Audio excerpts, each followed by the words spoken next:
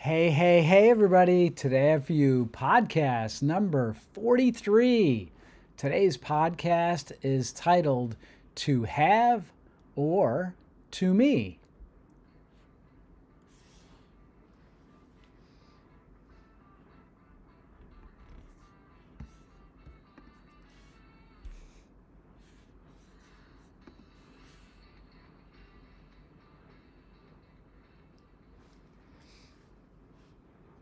Hey, hey, hey, everybody.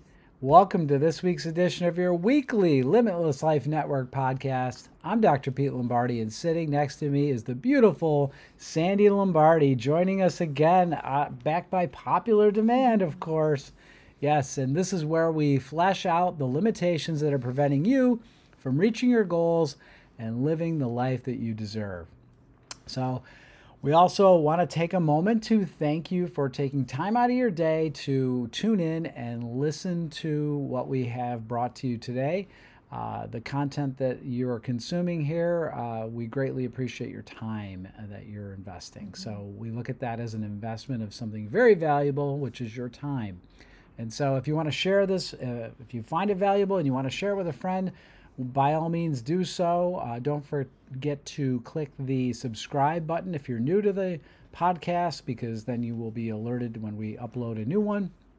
And also leaving us a comment, that's great. We love to see those. But also if you want to leave a review, that also helps out. It somehow feeds the algorithm that somehow mysteriously works out there in the internet world to have our content show up on people's feeds.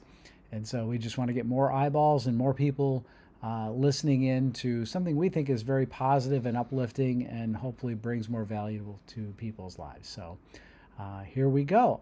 On with the show, as they say. So today's episode is titled To Have or To Me. So what do you think of the title, Sandy? It might leave people wondering what you're going to talk about. Exactly. So we always have a backstory because this doesn't just randomly happen. There's always a reason why we come up with a topic. And today, or actually it was yesterday, we were actually re-recording this because we had a technical error, and this has happened a couple of times. So we re-recorded it. So if you're listening it now, hopefully it sounds much better, and hopefully you didn't hear the first version that was out there. But today's content comes from a book that I was reading out of that Sandy gave me for Christmas. And I read a page out of it every day. And today's reading, they were talking about the Hebrew language and how there is not a word in the Hebrew language for have. And so the author in this book is an expert in Hebrew, as that is his native tongue, I believe. And he said that the closest thing to the word have is actually the 12th letter in the Hebrew alphabet. And I guess it's pronounced Lamed, Lahmed. And this is actually where we get our letter L from in our alphabet. And if you were to translate it literally, it literally means to me. So normally we think of things like I have or to have something, but in Hebrew they use this letter L, which means to me. So instead of saying I have, you're actually saying it is to me. So that's really confusing in a way when you just say it like that. But I think there's our 5 points that we've stripped out of this should help clarify this in a better meaning. So when you hear that, Sandy, is there anything that comes to mind to you? Yeah, when I think of have, I think of possession. It's something that is within my control that I think I earned it if I have it. Where to me is from the outside in. There's nothing I could have done to deserve it or merit it, and it was a gift. So it's coming to me. Right. Yeah, and that's really the context of this. So point number one is burden versus blessing. And if we think about this, something that we have, like I have a job, Mm-hmm. I have a home, I have a family, I have a wife. When we look at it like as in it's mine and I have ownership over it, now it's almost like I have to protect it so I don't lose it. Right. And it's also a bit of a burden to maybe feed it or keep it alive or to keep it up to snuff or to maintain it, so to speak. Mm-hmm. I Right? think we take things for granted when we think we have it. Like it will never be taken. Well, we think it's possessive. Right. It's ours, right? We have it. Mm-hmm. It's ours, and we deserve it. We own it. It's ours. We stake claim on it. Mm-hmm. Whereas versus it's a blessing. I've been blessed with a beautiful wife. God has given her to me, right? It's almost like she's on loan. I have a lease. Well, I you know. remind myself of that with our children. Biblically, they are a gift from the Lord, and they Mm-hmm. aren't ours, and so they are a gift that we're to care for wisely and not to. So I think if you look at it that way, you look at it with gratitude, and it's a matter of each day being thankful for those things that you quote we think we have. Right, right. So instead, it becomes a blessing. Right. I've been blessed with a wonderful family. I've been blessed with a great occupation or a career. I've been blessed with great friendships, Mm-hmm. great relatives, on and on and on. And as you look at your life that way, it all of a sudden changes things. So, and that's where we really want to try to spark is that change and that inspiration. So, point number two. Is need versus want.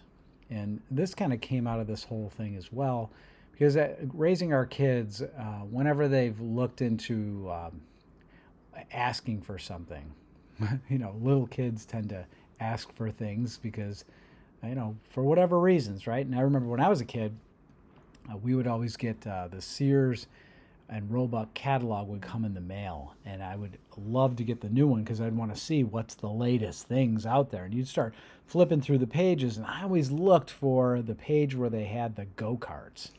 And I thought it would be so cool to have a go-kart that could, I could have my own little car and drive around the driveway and so on and so forth. We really didn't have room for that. And it was definitely a want. It wasn't a need, right? And wants tend to be more of a burden, and needs tend to be more of a blessing. And a need is something that you require for life, right? Right. Versus a want. Want is something extra. And I'm not saying it's not okay to. It's definitely okay to want things. It's definitely okay to aspire to have other things in life. But are they a blessing, or are they a burden? Are they a need versus a want? Right. What do you think about when you hear that? Anything come to mind? No, I agree with what you stated. Yeah. Okay. All right. Cool. Point number three is asset versus liability. So, Sandy, how would you describe asset versus liability? An asset I see as something that is bringing value. It increases your knowledge. It might increase your wisdom, your perspective.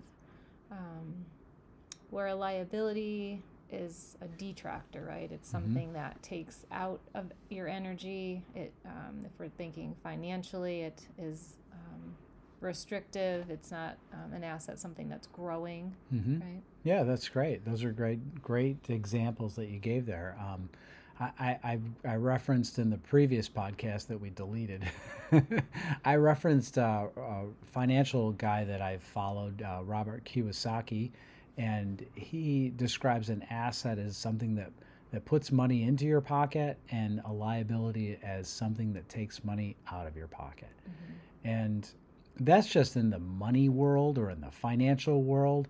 But if you extrapolate that over to other parts of your life, you could tie it into all kinds of things. Whether it's energetic, is it giving you more energy, or is it taking energy? Is it draining you of energy?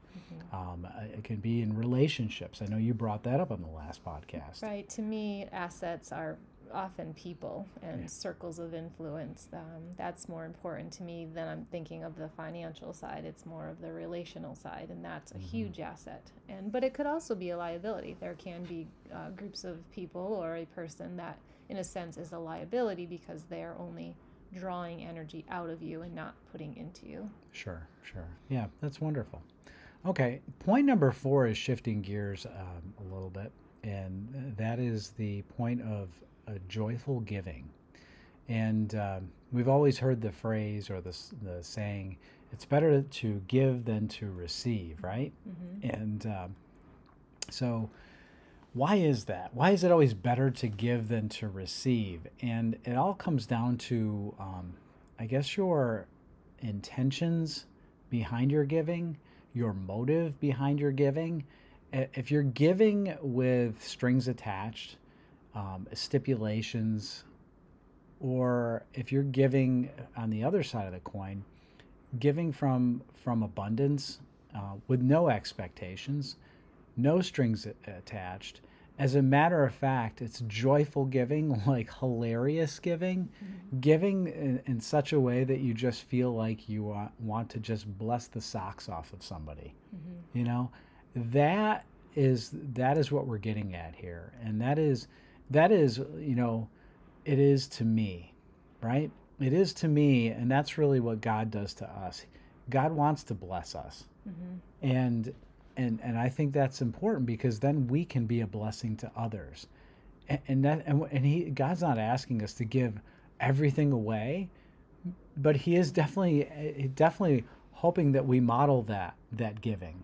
Right. He Right. that's he's giving us the example to give with no strings attached. There's you didn't so somebody doesn't necessarily have to earn what you're giving them, Right. That's the right? example he gave us. Right. So yes, and letting things just flow through you, Right. using us as a conduit of blessing. Mm-hmm.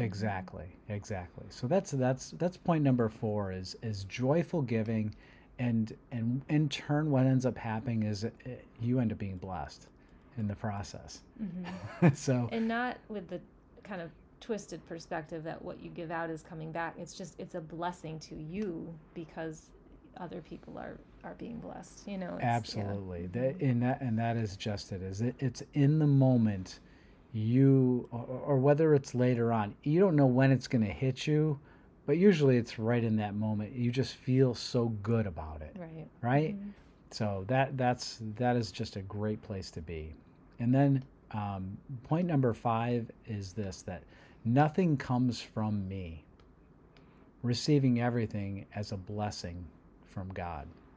And this is such a great point too, because we oftentimes feel like that we've earned it, we've done this on our own merit, Mm-hmm. and the reality is God has created everything in the universe, and the universe is so big. It is infinite, it's beyond our wildest expectations, and God has created all of this, and we think that we created something, like, really, like, where did we come from?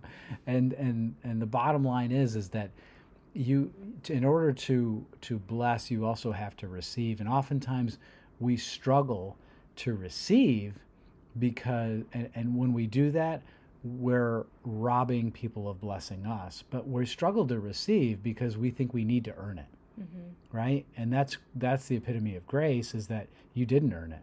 You didn't earn God's grace, but you deserve it nonetheless, Mm-hmm. right? And I just would like people to take away too is nothing comes from me, and you could start to think lowly of yourself, but God gifted each of us with incredible talents that we are to use for his glory.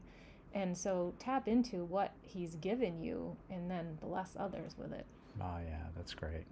Mm-hmm. Yeah, awesome. Yes, we all have certain gifts that are absolutely to be given freely as a blessing to everybody else, and in return, not because you were doing it for this very thing, but you will be blessed. I don't Mm-hmm. know when, don't know how, but I know for sure that will happen. I've experienced it all my life.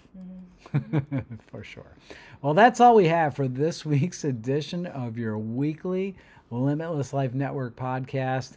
Tune in each and every week so you can stay connected, be inspired, and keep moving toward your goals by stripping away your limitations. And that's all we have for you this week. Look forward to seeing you all next week.